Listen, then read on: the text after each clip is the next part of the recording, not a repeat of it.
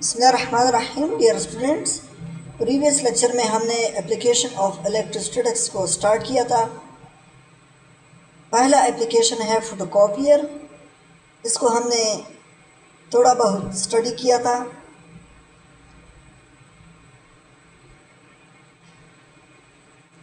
Last point हम ये discuss कर चुके थे कि फोटोकॉपियर में एक इलेक्ट्रोड होता है जिसको हम कोरोट्रॉन का नाम देते हैं। ये सिलीनियम सरफेस पर पॉजिटिव चार्ज प्रोड्यूस करता है। सिलीनियम फोटोकंडक्टर है। जब ये अंधेरे में होता है, डार्कनेस में होता है तो फिर सिलीनियम सरफेस पे पॉजिटिव चार्ज कोरोट्रॉन की मदद से पैदा होता है।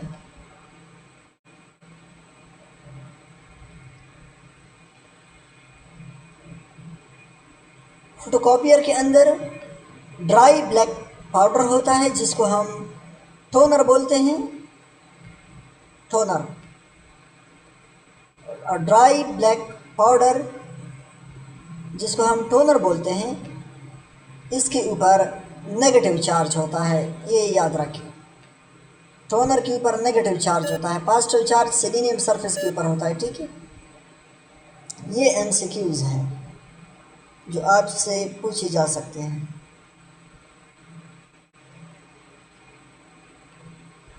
The dry coping process is based on electrostatics। ये जो ड्राई कॉपिंग प्रोसेस है ये इलेक्ट्रोस्टैटिक्स की प्रिंसिपल पे काम करता है। इलेक्ट्रोस्टैटिक का दूसरा एप्लीकेशन है लेज़र प्रिंटर। ये जिस प्रोसेस पे काम करता है उसको हम ज़ीरोग्राफी बोलते हैं। Laser printer work is largely due to the process called xerography. Laser printer के केस में जो ड्रम होता है उसके ऊपर पॉजिटिव चार्ज होता है और ये पॉजिटिव चार्ज कोरोना वायर की मदद से इसके ऊपर आता है।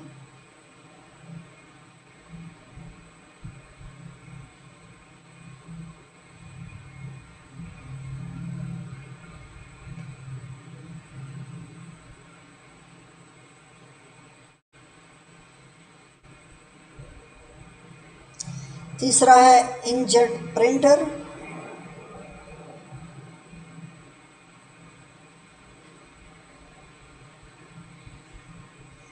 इंकजेट प्रिंटर में एक इलेक्ट्रोड होता है और डिफ्लेक्शन प्लेट्स होते हैं जो पैरेलल प्लेट कैपेसिटर पे मुश्तमिल होते हैं। सीरीज नहीं, पैरेलल प्लेट कैपेसिटर। ठीक है,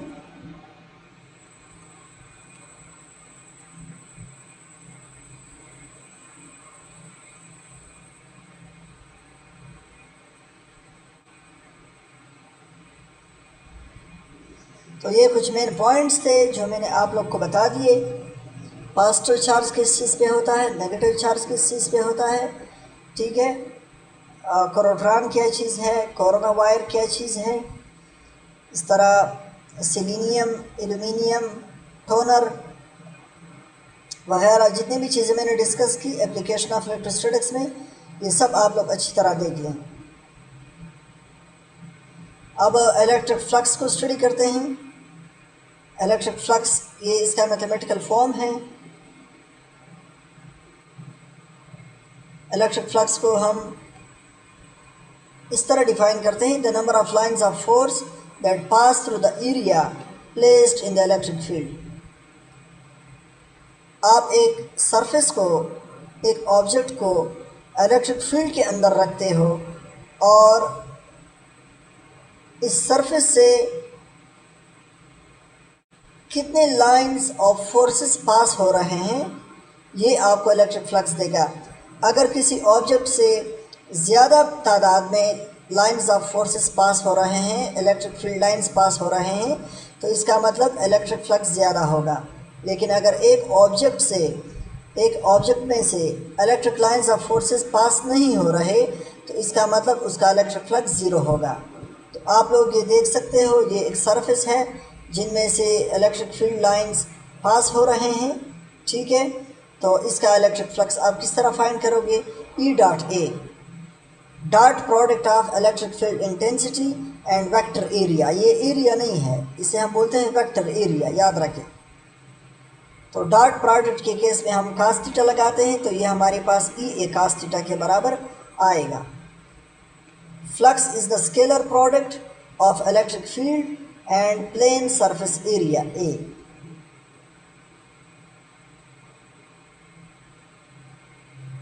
इसका यूनिट क्या होगा? ई जो इलेक्ट्रिक फील्ड इंटेंसिटी है, इसका यूनिट था न्यूटन पर कूलम, और एरिया का यूनिट है मीटर स्क्वायर। तो आपके पास इसका यूनिट आ जाएगा 4 न्यूटन न्यूटन मीटर स्क्वायर पर कूलम, न्यूटन मीटर स्क्वायर पर कूलम, ये यूनिट है इलेक्ट्रिक फ्लक्स का। आप लोग इस केस में देख रहे हो, इसमें 4 इलेक्ट्रिक फील्ड लाइंस पास हो रहे हैं इस ऑब्जेक्ट में से, तो इसका जो इलेक्ट्रिक फ्लक्स होगा आपके पास वो आएगा 4 न्यूटन मीटर स्क्वायर पर कूलम। ठीक है, इस ऑब्जेक्ट का जो एरिया है, सरफेस एरिया, वो 1m स्क्वायर है। तो आप अगर 1 को ई के साथ मल्टीप्लाई करते हो तो वही 4 1 4 आएगा। ठीक है, तो इलेक्ट्रिक फ्लक्स को आप लोग समझ लें, एक सरफेस में से इलेक्ट्रिक फील्ड लाइंस कितने पास हो रहे हैं, इसको इलेक्ट्रिक फ्लक्स बोलते हैं। एक सरफेस में से इलेक्ट्रिक फील्ड लाइंस कितने पास हो रहे हैं, अगर ज़्यादा इलेक्ट्रिक फील्ड लाइंस पास हो रहे हैं तो इलेक्ट्रिक फ्लक्स ज़्यादा होगा, अगर कम इलेक्ट्रिक फील्ड लाइंस पास हो रहे हैं तो इलेक्ट्रिक फ्लक्स कम होगा, अगर इलेक्ट्रिक फील्ड लाइंस बिल्कुल पास नहीं हो रहे तो इलेक्ट्रिक फ्लक्स ज़ीरो होगा। यूनिट मैंने बता दिया। ठीक है, अब मैक्सिमम फ्लक्स कब होगा? मैक्सिमम फ्लक्स कब होगा माय डियर स्टूडेंट्स, ये इंपॉर्टेंट पॉइंट है।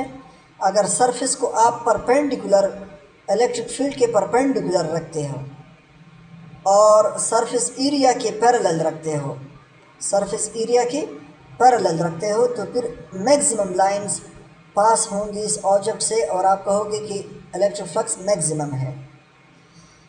मैं फिर आप लोग को बताता चलूँ, ये इंपॉर्टेंट पॉइंट है कि मैक्सिमम इलेक्ट्रिक फ्लक्स कब होगा, जब आप एक सरफेस को इलेक्ट्रिक फील्ड के परपेंडिकुलर रखते हो और सरफेस को आप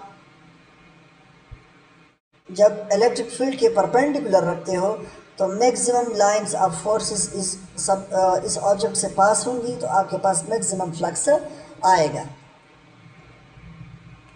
याद रहे, जो एंगल है हमारे पास, ये ई और ए के दरमियान है, सरफेस का इसमें कोई अमल दखल नहीं है, एंगल ई और ए के दरमियान है।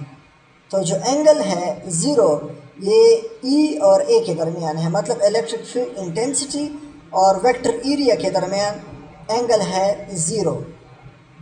तो मतलब क्या हुआ कि इलेक्ट्रिक फील्ड इंटेंसिटी का ये डायरेक्शन है और जो ए है वेक्टर एरिया, उसका भी ये डायरेक्शन है, तो दोनों एक दूसरे के पैरेलल हैं। तो MCQs में अगर वो पूछ लें कि मैक्सिमम फ्लक्स के केस में ई और ए के दरमियान क्या एंगल होता है, तो आप लोगों ने ज़ीरो पे टिक करना है। ई और ए का मतलब ये इलेक्ट्रिक फील्ड इंटेंसिटी है और ए जो है ये वेक्टर एरिया है। ई और ए ये दोनों एक दूसरे के पैरेलल हैं, लेकिन ये जो सरफेस है, सरफेस ये इलेक्ट्रिक फील्ड इंटेंसिटी के साथ परपेंडिकुलर है। तो ये चीज़ आप लोग नोट कर लें, दो डिफरेंट चीज़ें हैं, एक पैरेलल केस है, दूसरा परपेंडिकुलर केस है, दोनों को आप लोगों ने समझना है। ठीक है, ज़ीरो फ्लक्स कब आएगा? ज़ीरो फ्लक्स उस वक्त आता है जब इलेक्ट्रिक फील्ड इंटेंसिटी और वेक्टर एरिया एक दूसरे के परपेंडिकुलर होते हैं। इलेक्ट्रिक फील्ड इंटेंसिटी का ये डायरेक्शन है और जो वेक्टर एरिया है ए, उसका ये डायरेक्शन है, तो दोनों एक दूसरे के परपेंडिकुलर हैं।